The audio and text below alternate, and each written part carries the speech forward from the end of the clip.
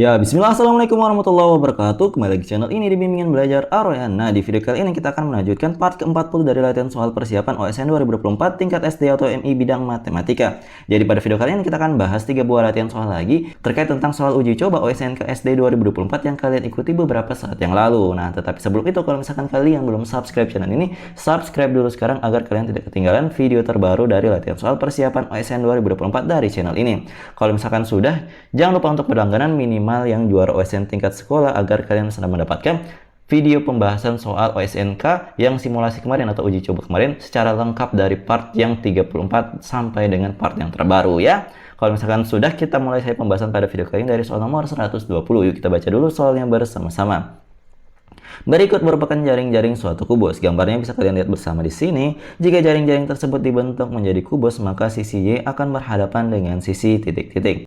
Nah, jadi untuk menyelesaikan soal ini, di sini Mimin sudah berikan sebuah gambar kubus dan sebuah gambar jaring-jaring yang sudah disediakan di soal ini. Nah, kita akan menganalisa dari gambar jaring-jaringnya ini dulu, kemudian kita akan merakitnya. Kira-kira ini sisi yang ini di mana, sisi yang ini di mana, seperti itu. Nah, di sini kita akan berandai-andai bahwa sisi yang alasnya itu adalah bagian yang bertuliskan huruf V ini. Berarti alasnya itu kan di bawah, maka di sini nilai huruf V itu dituliskan. Nah, kemudian kalau misalkan kalian analisa dari jaring-jaring ini, kan di samping-sampingnya itu ada huruf W, kemudian ada huruf U, kemudian ada huruf X. Kita mulai menuliskan untuk huruf X-nya dulu. X-nya itu kan di sampingnya, berarti berandai kita tuliskan sisi X-nya itu berada di samping yang bagian depan, yang bisa kalian lihat paling depan dari kubus ini, maka itu adalah bagian X-nya. Kemudian karena W dan U juga berada di samping-sampingnya, maka kita tuliskan W dan U juga berada di samping-samping sisi V ini, maka di sini W, kemudian yang U adalah bagian hitam yang berwarna itu di sebelah kanan ya, yang berwarnanya agak beda di sebelah kanan. Nah, kemudian setelah 4 sisi ini sudah kita tuliskan, kemudian kita analisa yang bagian Z ini. Bagian Z ini yang paling mudah kita tuliskan, tempatnya itu di mana. Nah, kalau misalkan kalian lipat ini, X kan berada di samping depan ya. Kemudian kalau kalian lipat lagi daerahnya Z ini, daerah Z itu pasti berada di bagian atas, berpapasan atau berhadapan dengan daerah yang V. Otomatis kalau misalkan sudah kita ketahui X, V, W, U, dan Z itu letaknya ada di daerah situ, tinggal Y-nya saja. Y-nya itu pasti ada di bagian belakang dari kubus ini, yang tidak terlihat yang di bagian belakang sana ya. Nah, kemudian kita kembali di soalnya. Ternyata yang ditanyakan adalah sisi Y itu berhadapan dengan sisi apa? Nah, ternyata kalau misalkan kita lihat baik-baik seperti ini, ternyata sisi Y itu berhadapan dengan sisi X. Yang mana sih itu yang berhadapan di daerah yang ini ya? Yang berada pas-pas kita lihat dari depan, itu adalah daerah yang berhadapan langsung dengan sisi Y. Maka jawaban yang tepat dari soal ini adalah opsi yang C. Seperti itu. Kalau misalkan kalian belum paham terkait tentang peletakan daerah-daerah berdasarkan jaring-jaring kubus ini, jangan malu-malu untuk komentar di bawah. Oke, kita lanjut ke soal berikutnya. Di sini kita baca dulu soalnya bersama-sama. Bilangan M dan N adalah dua bilangan asli berbeda. Maka salah satu hasil operasi 5 kali M tambah 8 kali N adalah titik-titik. Nah, untuk soal nomor 121 ini sebenarnya tidak ada rumus khusus ya untuk menentukan mana pilihan jawaban yang pas. Kita hanya memprediksi saja mana nilai di antara pilihan-pilihan jawaban ini yang bisa kita bentuk dalam 5 kali M tambah 8 kali N. Dengan catatan bahwa M dan N itu wajib bilangan asli yang berbeda juga angka-angkanya tentu ya berdasarkan soal ini. Kita mulai analisa dari yang pilihan A yaitu 17. 17 ini kan kalau misalkan kita mau gunakan pengali 5, itu pengali 5 yang bisa kan 5. Kemudian kelipatan 5 yang bisa itu juga 10. Kemungkinan yang lainnya itu ada 15. Nah, 5, 10, 15 ini tidak bisa kita jumlahkan dengan kelipatan 8 apapun. Ternyata untuk yang catatan bahwa N-nya itu harus bilangan asli. Kalau misalkan ini tambah dengan 8, ini tidak sampai di 17. Ini juga kalau tambah 8 kelewatan. Apalagi yang ini nggak bisa juga ya. Maka opsi A itu bukan merupakan jawabannya. Maka ini dieliminasi. Sedangkan kita lanjut untuk opsi B itu 19. Kelipatan 5 yang bisa itu kan ada bisa 5, 10, dan juga 15. Seandainya kita tambah dengan kelipatan 8 setelah kelipatan 5 ini, misalkan dari 5-nya ini kita mau tambah dengan 8, ini nggak nyampe 19. Tapi kalau misalkan kita tambah dengan 16 itu kelewatan 21. Berarti untuk kelipatan 5 yang awal yang yaitu angka 5 itu nggak bisa. Nah, kemudian kalau misalkan angka 10 kita tambah dengan 8 itu nggak nyampe juga. Kalau misalkan ditambah dengan 16 kelewatan juga. Tentu untuk 15 juga kalau misalkan kita tambah dengan 8 itu kelewatan banget jadi 23. Maka di sini opsi B itu juga tereliminasi karena tidak bisa memenuhinya. Kemudian kita lanjut untuk yang 39. 39 ini kan lebih besar, berarti kelipatan 5 yang bisa itu bisa lebih banyak daripada yang tadi. Berarti 5 bisa, kemudian 10, 15, 20, kemudian 25, kemudian 30 dan juga 35. Kita cek satu-satu. Untuk yang 5-nya ini kalau misalkan kita mau tambahkan dengan kelipatan 8 yang mendekati dengan 39 ini, berarti kan ditambah dengan berapa ya? 32. Nah, ternyata nggak sampai ya. 32 tambah 5, 37.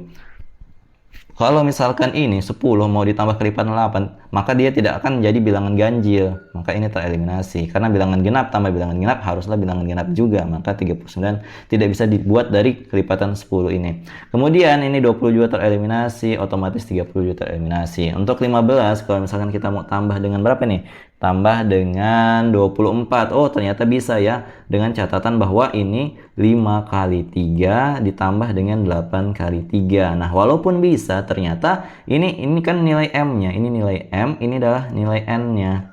Nah, dibilang tadi bahwa M dan N itu harus dua bilangan asli berbeda. Sedangkan ini M-nya 3, N-nya 3. Maka ini juga tidak bisa.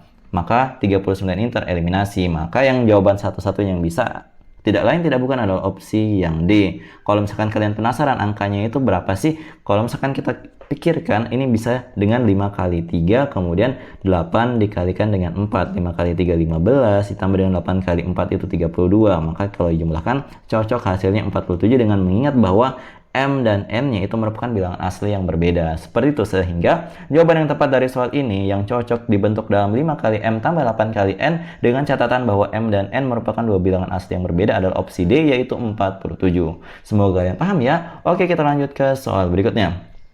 Tetapi sebelum itu, kalau misalkan kalian lagi nyari buku persiapan OSN 2024 yang terbaik yang ada di pasaran sekarang, itu kalian bisa beli e-book yang ada di sini. Kenapa kalian harus beli e-book? Karena kalau misalkan kalian pesan saat ini, maka kalian akan mendapatkan e-book ini juga dalam hari yang sama ketika kalian memesannya. Jadi harganya itu Rp99.000. Harganya ini tidak sebanding dengan ilmu yang bisa kalian dapatkan di buku yang bagus ini. Soal simulasi kemarin juga dibahas dalam e-book yang satu ini. Jadi yuk beli sekarang dengan menghubungi Mimin di 0878 60622162. Miliki buku ini sekarang dan raihlah juara OSN tahun ini. Oke, kita lanjut ke soal berikutnya. Yuk kita baca dulu soalnya bersama-sama. Perbandingan panjang, lebar, dan tinggi suatu balok adalah 1:5:2. Jika luas permukaan balok tersebut 9.826 cm persegi, maka volume balok tersebut adalah titik-titik cm kubik. Nah, untuk menyelesaikan soal ini kan diberikan tadi perbandingan ya, perbandingan panjang banding lebar banding tinggi, yaitu nilainya adalah 1:5:2.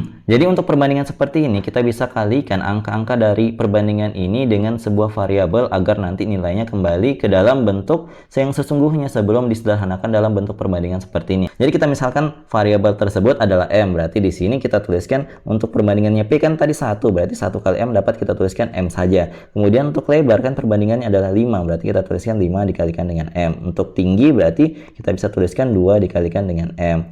Nah, selanjutnya karena kita ketahui di sini luas permukaan baloknya adalah 9.826, maka kita tuliskan rumus dari luas permukaan balok. Jadi rumus dari luas permukaan balok itu adalah 2 dikalikan dengan panjang kali lebar tambah panjang kali tinggi tambah lebar kali tinggi.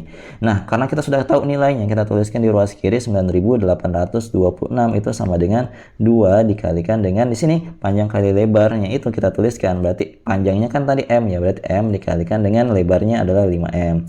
Kemudian ditambah dengan M panjangnya dikalikan dengan tingginya adalah 2M. Selanjutnya ini kan L kali T, berarti 5M dikalikan dengan 2M. Nah, kalau misalkan kita sudah tuliskan seperti ini, di ruas kiri dan ruas kanan itu kita bagi 2. Kenapa? Karena di sini di ruas kanan ini ada pengali 2, maka lawannya kan bagi 2. Maka kita harus bagi 2 ruas kiri dan ruas kanan. Maka untuk di ruas kiri itu tersisa tinggal 4.913 hasil pembagian 9.826 dengan angka 2. Sedangkan di ruas kanan itu kita kalikan dulu ya di sini. Kita mulai dari sini M kali 5M. Nah, di depannya M itu ternyata ada angka 1. Satunya ini dikalikan dengan 5, dapatnya adalah 5. Kemudian M dikalikan dengan M, hasilnya adalah M pangkat 2. Lanjut, di sini ada angka 1 lagi, 1 dikalikan dengan 2, dapatnya adalah 2. Kemudian M dikalikan M, dapatnya M pangkat 2. Lanjut, di sini 5 dikalikan dengan 2, itu hasilnya adalah 10. M kali M adalah M pangkat 2. Nah, kalau misalkan sudah seperti ini, karena di sini variabelnya itu sama-sama M pangkat 2, maka kita bisa jumlahkan angka-angkanya. Berarti 5 tambah 2 tambah 10. Oh, ternyata hasilnya adalah 17. M pangkat 2 itu sama dengan 4913. Nah, kita tuliskan di sebelah sini. Ternyata 4913 itu bisa kita pecah, kita bisa bagi dengan pembagian 17 juga ternyata. Ternyata 4913 itu bisa kita bentuk dalam 17 dikalikan dengan 289. Ini kalian bisa cek saja dengan membagi 4913 dengan angka 17. Maka kita peroleh seperti ini, itu sama dengan 17 M pangkat 2. Berarti di sini kita bagi saja 17 di ruas kiri dan ruas kanan. Maka kita peroleh M pangkat 2 itu sama dengan 289. Jadi sekali lagi 289 ini diperoleh dari, bisa juga dari ini penulisannya 4913 dibagi dengan 17. Nah, kita fokus di sini dulu ya. M pangkat 2 dikatakan sama dengan 289. Berarti kita bisa memperoleh nilai M-nya dengan cara mengakarkan 289 ini. Kita ingat bahwa 289 ini bisa dibentuk menjadi 17 dikalikan dengan 17. Maka kita peroleh nilai M-nya itu sama dengan 17. Nah, paham ya? Kemudian di sini kalau misalkan M-nya itu 17, cara kita untuk mendapatkan volumenya itu bagaimana? Nah, ingat di sini volumenya itu bisa kita peroleh dengan cara mengalihkan nilai dari panjang kali lebar kali tinggi, bukan? Maka di sini caranya sangat gampang ya kita untuk mendapatkan volumenya. Berarti kan volume sama dengan panjang kali lebar kali tinggi. Untuk panjangnya itu adalah M tadi ya. Maka sini kita tuliskan M. Kemudian untuk L-nya itu adalah 5M. Kemudian untuk T-nya itu adalah 2M. Nah, ini kalau dikalikan semua, ini kan ada angka 1 ya. 1 kali 5 kali 2 itu hasilnya adalah 10. Berarti 10M pangkat 3 karena ada 3M yang saling dikalikan. Nah, kalau misalkan ini sudah kita dapat 10M pangkat 3, kalau misalkan M pangkat 3 ini berapa sih? Nah, M pangkat 3 itu kan berarti 10 dikalikan dengan 17 kali 17 kali 17 ya, atau 17 pangkat 3. Nah, ternyata 17 pangkat 3 itu adalah nilai yang 4913 tadi. Kenapa? Karena ini kalau kalian perhatikan, ini kan 289 itu kan bisa dalam bentuk 17 kali 17 ya. Sedangkan tadi habis dibagi 17 lagi. Nah, ternyata 4913 ini merupakan bentuk 17 yang berpangkat 3. Berarti di sini kita tinggal kalikan saja 10 dengan 4913, kita peroleh hasilnya adalah 49.130 dengan satuan adalah cm berpangkat 3. Ini adalah volume dari balok yang ada di soal ini. Sehingga jawaban yang tepat dari soal ini adalah opsi yang mana? Opsi yang B. Seperti itu. Semoga kalian paham langkah-langkah untuk mencari volume balok dari soal seperti ini ya. Kalau misalkan kalian ingin bertanya, jangan malu-malu untuk komentar di bawah. Nah, jadi itu dia tadi 3 buah latihan soal yang kita bahas pada video kali ini. Kalau misalkan kalian ingin bertanya, itu silahkan komen di bawah. Tapi kalau misalkan kalian butuh latihan soal di sini, Mimin sudah berikan sebuah latihan soal yang bisa kalian kerjakan. Silahkan kalian kerjakan. Kalau misalkan kalian sudah menemukan jawabannya, silahkan komen di kolom komentar. Jawaban paling tepat dan paling cepat akan kami sematkan di kolom komentar. Jadi kalau misalkan kalian suka dengan video ini, jangan lupa like, share, and subscribe channel ini. Dan jangan lupa nyalakan bel notifikasi untuk mendapatkan pemberitahuan lebih awal. Oke? Sampai jumpa di video selanjutnya. Wassalamualaikum warahmatullahi wabarakatuh. Bye-bye.